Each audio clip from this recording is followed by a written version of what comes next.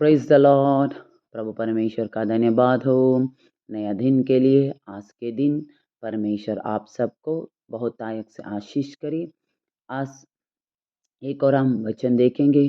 परमेश्वर यहोवा चाहता है कि हम हर दिन परमेश्वर में बढ़े, प्रभु यीशु मसीह के साथ जोड़े रहें, पिता परमेश्वर में और भी आगे बढ़ते रहे, यही चाहते हैं।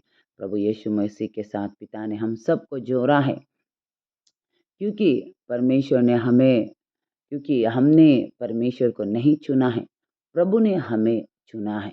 प्रभु ने हम सबको बुलाया है।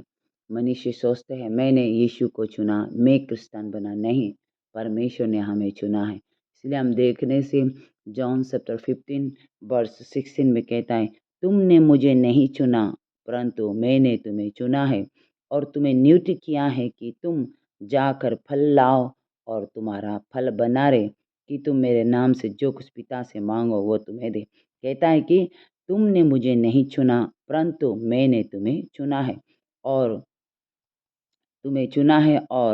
तुम्हें नियुक्त किया है कि तुम जाकर फल लाओ, तुम्हारा फल बना रहे।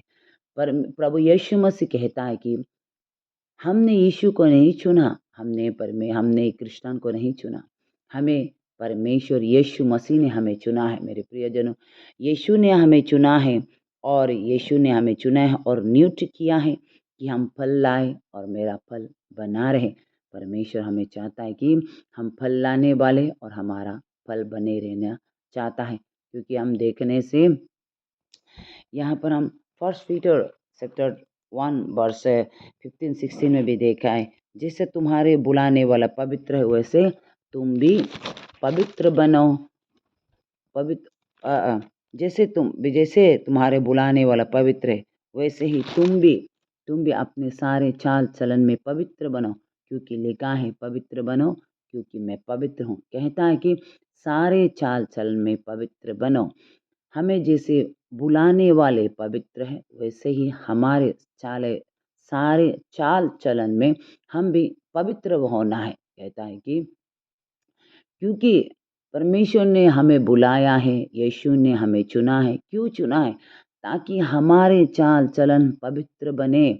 हमें कहता है मैंने तुझे चुना है ताकि तुम फले, तुम्हें नियुक्त किया है ताकि तुम फले और तुम्हारा फल बना रहे, फले और फल बना रहे। कहता है हम फलते रहने वाले और हमारा फल बना रहना है। तो ये कहता है कि बुलाने वाले पवित्र हैं, इसीलिए हम अपने सारे चाल चलन में पवित्र होना है। हम जब पवित्रता के जीवन जीते हैं, यानी कि अच्छा जीवन, पवित्र जीवन मीन्स क्या है?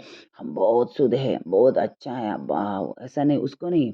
पवित्र मन से मीन्स क्या है? ये फल फल कहता है कि फल प्रेम, आनंद, शांति, धीरज, कृपा, भलाई, विश्वास, नम्रता, संयम, ये जो फल जो ये फल है, इस फल से अपने जीवन को बरे रहकर जीवन जीना, इस फल के इस बातों प्रेम के साथ जीवन जीना, एक विश्वास योग्य जीवन जीना, एक फैटफुल्ली जीवन जीना, और उसके बाद संयम होना, धीरज धरना, कृपा होना, नम्र होना, दया होना, ये सारे बातों में जीवन जीना ही पवित्र जीवन जीना है।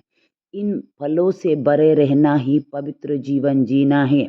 जब आप इस फलों से बरे रहेंगे, जब आप धीरज धरेंगे, जब आप प्रेम करने वाले बनेंगे, जब आप शांति करने वाले व्यक्ति बनेंगे, जब आप विश्वास करने वाले, जब आप आनंद में जीवन बिताने वाले, जब आप विश्वास योग्य बनेंगे, जब आप धीरज धरेंगे, जब आप संयम करेंगे, तभी आप एक पवित्र जीवन जीता है। मेरे प्रियजनों, परमेश्वर कहता है कि मैंने तुझे चुना है और नियुक्त भी किया है ताकि फल लाओ और फल बना रहे, तुम्हारे फल बना रहे। मैं कहता है कि हम फल को लाने वाले और हमारा फल बना रहना है। हमारे जीवन में हम जितना हो सके इन बातों में जीवन बिताना है, इसके अनुसार चलने वाले व्यक्ति हमें बनना है। मेरे प्रियजनों, इसीलिए हमें परमेश्वर चाहता है कि हम पवित्र बने, यानी कि हम हमारे जीवन में इन फल की जो बातें के अनुसार जीवन बिताएं।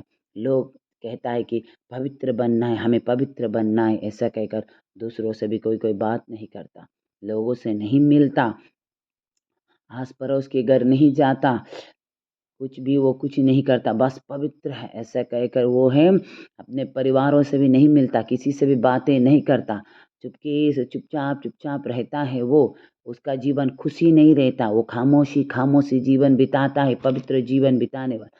लेकिन परमेश्वर तो कहता है हमें आनंद में जीवन बिताना है, हमें शांति में जीवन बिताना है, हमें मेल-मिलाप में जीवन बिताना है, हमें खुशी में जीवन बिताना है। तो ये है, तो इसीलिए मेरे प्रियजनों पवित्र हमारे चाल-चलन भी पवित्र होना मीन्स हम जब हम क्या है प्रेम हम परस्पर में देखने से प्रेम एक ही भाषा, एक ही शब्द है प्रेम, लेकिन प्रेम का अंदर बहुत से बातें हैं।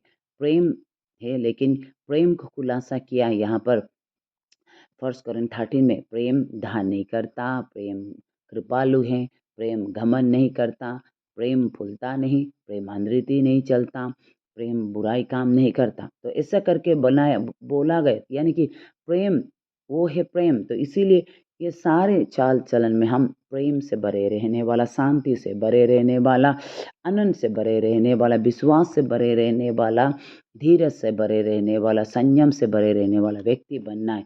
इसीलिए परमेश्वर ने हम सबको चुना है और हमें नियुक्त भी किया है और हम फल लाएँ और हमारा फल बना रहे। तो इसीलिए एक और हम वचन देखेंगे मैथ्यू चैप्टर 21 में हम देखने से यहाँ पर हम मैथ्यू चैप्टर 21 का वर्ष 18 में देखने से भोर को यीशु नगर को लौट रहा था तो उसे भूख लगी। यीशु को भूख लगी।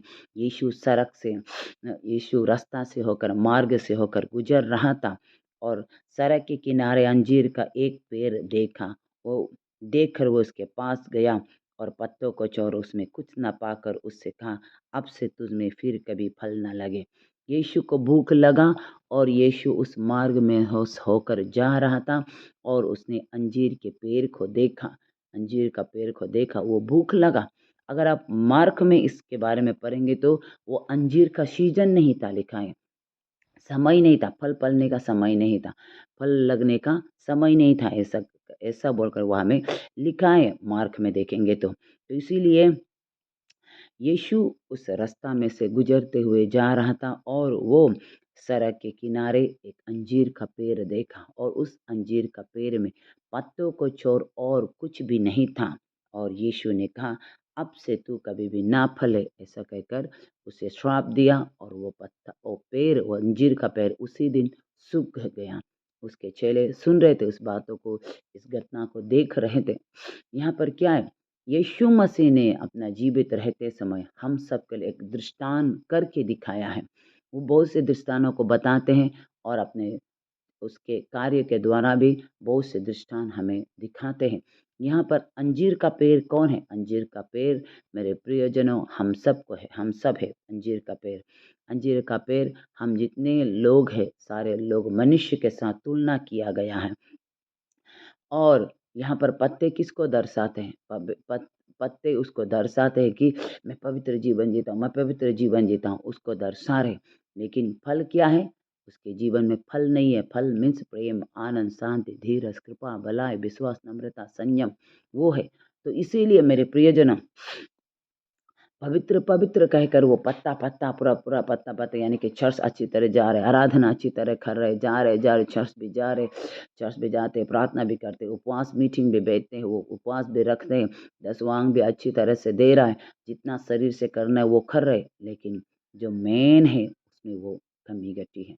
यहाँ पर तो अनसीजन में यीशु अंजीर के पेड़ में पत्ता ढूंढने आता है। यीशु अनसीजन में भी चाहता है कि हम सब फले बुले पले बड़े रहें। अनसीजन किसको दर्शाते हैं? अनसीजन उस समय को दर्शाते हैं, हमारे जीवन हमारे हालात जब मुश्किल होते उस बात को दर्शाते हैं। सीजन मीन एकदम आपका जीवन अच्छा है। आपका जीवन जब अच्छा होता है, जब खुशी होता है, जब आनंदित होता है, आप प्रार्थना करते हैं, आराधना करते हैं, हाँ प्रभु thank you Yeshu thank you परमेश्वर धन्यवाद ऐसा कहकर आप बहुत ही आनंद से जीवन बिताते हैं। लेकिन कुछ दिन के बाद आपके जीवन में ऐसा फल आ जाता है, ऐसा समय आ जाता है, ऐसा समस्याएँ आ जाते हैं कि लोग आपको तुच्छ जानने लगे या लोग आपको कुछ न कुछ बोलने लगते हैं। लोग आपको बुरा-भला कहने लगते हैं, लोग आपको नफ़रत करने लगते हैं, उस समय में भी क्या आप परमेश्वर में बना रहता है? क्या उस समय में भी आप अच्छे चाल-चलनों को कर रहा है? कहता है देखने से क्या है, बहुत से लोग ऐसा होता है प्रभु में बहुत अच्छी तरह से प्रार्थना करता है, आराधना करता है, बहुत बहुत अच्छी तरह से वो जीवन वो देखने से बहुत अच्छा है, समय अच्छा होने से बहुत अच्छा है, बहुत अच्छा है, लेकिन कुछ समय के बाद ऐसा कहता है कि वो अच्छा नहीं है। आपको जब कोई आपका नाम लेकर आपको कहता है, "तू अच्छा नहीं है", ऐसा कहते समय आपका रिएक्शन कैसा होता है? वो अनसीजन का समय होता है। आपको कोई दुःख दे रहा है, कोई आपको बुरा-भला कह रहा है, वो होता है अनसीजन का समय। उस समय में भी आप क्या है कि क्या उसे क्षमा करने वाले, क्या उसे आप प्रेम करने वाले व्यक्ति बनता है? क्या आपका जीवन में एकदम बहुत मुश्किल हालात आ रहा है, बहुत सा मुश्किल समय आ रहा है, क्या उस समय में भी आप धीरज धरता है? ये है हमारा जीवन, अनसीजन में भी फल फलना। सीजन तो बहुत अच्छा हो रहा है, अच्छा हो रहा है, हाँ, अच्छा हो रहा है, अच्छा हो रहा है, उससे नहीं, आप अनसीजन में भी फलने वाले। यीशु चाहता है कि हम अनसीजन में फलें। उस बात को यहाँ पर दृष्टांत की तरह यीशु खुद करके दिखाया है। यीशु वहाँ पर फेर में गया, यानी कि हमारे जीवन में वो झाँकता है। हम जेनेसिस में देखने से भी, उत्पत्ति का किताब में देखने से भी परमेश्वर आदम और ईव को संध्या के समय मुलाकात करने के लिए, उससे बातचीत करने के लिए, उससे फेलोशिप करने के लिए वो मिलने के लिए आते हैं। आदम और ईव को मिलने आते हैं। आदम ईव कभी भी परमेश्वर को मिलने नहीं गया, लेकिन परमेश्वर है जो आदम और ईव को मिलने के लिए आते हैं। उसी तरह इस नए नियम में भी परमेश्वर ने हम सबको चुना है। प्रभु यीशु मसीह ने हम सबको बुलाया, हम सबको चुना है, हम सबको नियुक्त किया है। आदम और ईव परमेश्वर के पास नहीं जाते थे, लेकिन परमेश्वर उसके पास आते थे, तो आकर उनसे बातें करता। जिस दिन जब तक आदम और ईव आज्ञा का उल्लंघन नहीं किया, आज्ञा को मानता रहा, हर दिन परमेश्वर का आहट सुनकर आदम और ईव दौड़ के जाते थे, उससे बातें करते थे, उससे मुलाकात करते थे, उसके साथ फेलोशिप रखते थे। लेकिन जिस दिन आज्ञा का उल्लंघन किया, उसी दिन से पिता से वो लोग छिपने लगा है। मेरे प्रियजनों, हम सबका जीवन भी ऐसे होते, जब हम पर प्यार में, आनंद में, शांति में, धीरज में, कृपा में, बलाय में, विश्वास में, नम्रता, संयम, इन सभी बातों में हम जब जीवन बिताते हैं, तो हम हर दिन परमेश्वर हमसे मुलाकात करने आते हैं, हमसे बातें करने आते हैं और हम उसके साथ फेलोशिप रखते हैं। लेकिन जब हम पाप करते हैं, गुनाह करते हैं, हम सब गलत बातें करते हैं, गलत कार्य करते हैं, तो उस समय क्या हो जाता है, हम पिता से छिप जाता है, क्योंकि हमारे पाप हमें पिता से छिपने के लिए मजबूर करते हैं। मेरे प्रियजनों, इसीलिए मेरे प्रियजन अपने जीवन को अच्छी तरह से देखें। ये अंजीर का पेड़ पूरा पत्ता से भरा हुआ था, लेकिन उसमें फल नहीं लगा था। सीजन नहीं था, कहता है सीजन नहीं था, वो समय नहीं था, फल फलने का समय नहीं था। समय असमय यीशु यही चाहता है कि हम परमेश्वर में धीरज के साथ, जब आपको कोई सताता है क्या आप धीरज धरता है?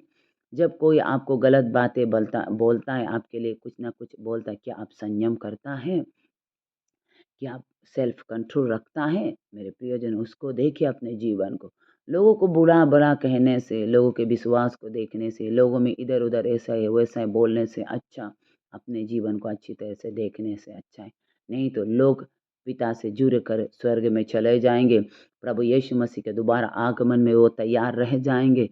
आप तैयार ना रहकर ऐसे ही समय को ना गँवा दें। इसीलिए अब समय है अपने जीवन को अच्छी तरह से देखने का। परमेश्वर यीशु मसीह तो चाहता है कि हम समय-असमय हम फले-भरे रहें, हम फलें, हम केवल पत्ता से ना भरें, समय-असमय हम फलने वाले व्यक्ति बनें।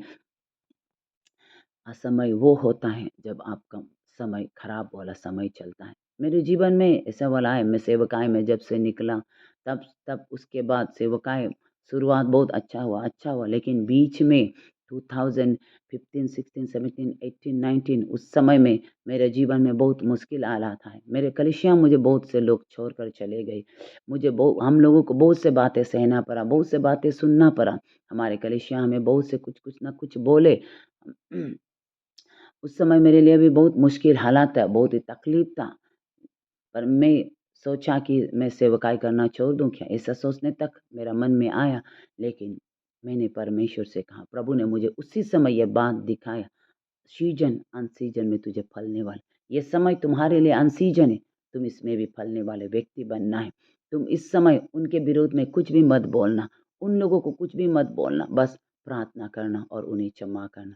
और आज सच में मैंने उन दिनों में धीरज धरा, उन समय मैंने धीरज धरा, और उस समय मैंने खुद को सेल्फ कंट्रोल, खुद को संयम में हम जीवन बिताया, प्रेम में जीवन बिताया, प्रभु में, खुशी में, आनंद में, जो कुछ भी हो प्रभु आपको धन्यवाद। आप तो शद्रक मेशक अबेदनगो को आँख में डालने के बाद भी उन्हें बचाने वाला परमेश्वर है। मेरे लिए भी ये आँख का समय है, अनसीजन का समय है। वो शद्रक मेशक को जब आँख में डाला गया, वो उसके लिए बहुत मुश्किल हालात था। वो क्या है? वो एक अनसीजन है।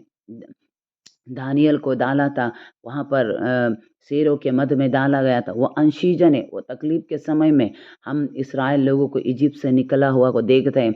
इजिप्ट से इसराइल लोग को वहाँ से निकल कर कानान देश के लिए आ रहे थे, उसका समय बहुत तकलीफ में था, वो अनसीजन था। लेकिन इसराइल लोग क्या किया? बुरबुराने लगा, वो लोग पाप किया। हम बुरबुराने वाले नहीं, हम पाप करने वाले नहीं मेरे प्रियजनों, हम आज्ञा के साथ चलते रहने वाला, अनसीजन में भी फलते रहने वाले व्यक्ति बने। क्योंकि यीशु जब हम अनसीजन में नहीं पलता है तो हम सूखने वाले पेड़ बन जाते हैं, यानी कि हमारा जीवन ड्राइनेस में चले जाते हैं, आत्मा में हम सूख जाते हैं। भले ही आप शरीर में ना सूखे, लेकिन आत्मा में सूख जाते हैं। तो इसीलिए मेरे प्रियजनों, जितना भी मुश्किल हालात आने से भी, जितना तकलीफ हालात आने से भी, कभी भी अपने कलीसिया को भी ना छोड़ना, अपने पस्तर को भी ना छोड़ना। आप उसके साथ आपको जोड़ा है तो उसके साथ आप अच्छी तरह विश्वास के साथ बने रहने वाला व्यक्ति बने। जब हमसे कुछ गलती हो जाते तो हमारे कलीसिया हमें छोड़कर चले जाते, हमें कुछ ना कुछ बोलते हैं, हम गलती हुआ गलती नहीं हुआ पता, वो तो परमेश्वर जानता है सब कुछ को, लेकिन हमसे हमसे खुशी ना होने के कारण, हमसे प्रसन्न ना होने के कारण, उसके इच्छा अनुसार हमारे जीवन ना होने के कारण, हमसे कुछ गलती होने के कारण हमें वो क्षमा नहीं कर कर हमें छोड़ कर चले जाते हैं। तो इसलिए मेरे प्रियजनों, आप लोग कभी भी ऐसा ना करना, अपने जीवन को प्रभु में बढ़ाएं, परमेश्वर को दे, जितना हो सके भी, जितना मुश्किल हालात आने से भी, जितना तकलीफ आने से भी परमेश्वर में अपने जीवन को दे, प्रभु में बढ़ाएं, परमेश्वर में और भी आशीष प्रभु आपके जीवन को और भी आशीष करे। एक समय था मेरे कलीसिया में परमेश्वर ने बहुत ही आशीष इन दिनों में कर रहे। परमेश्वर मुझे हमें और भी आत्मा में अंदर से, सिर्फ ऊपर से नहीं, शरीर से नहीं, अंदर से। फिर एक समय आएंगे, ऐसे कुछ अनसीजन समय आएंगे, क्योंकि मनुष्य के जीवन में तो ऐसे आते ही, ऐसे बातें होते रहते हैं। जब तक इस दुनिया में जीवित है तो कुछ ना कुछ हमारे जीवन में होंगे, लेकिन उस समय में भी हम फलते रहने वाला व्यक्ति बने, क्योंकि यीशु कहता है कि तुम फल लाए और तुम्हारा फल बना रहे। तो इसीलिए फल बने रहने वाला व्यक्ति बने, अनसीजन में भी आप फलने वाले व्यक्ति बने।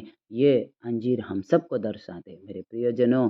हम सीजन अनसीजन में फलते रहने वाले व्यक्ति बने। अनसीजन एक दुखद समय को दिखाते, एक तकलीफ, एक मुश्किल हालातों को दिखाते, उस समय में भी आप वचन में बने रहना, उसको कहता है अनसीजन में भी फल लगने वाला। इस वचन के अनुसार प्रभु आप सबको आशीष करे। आमीन।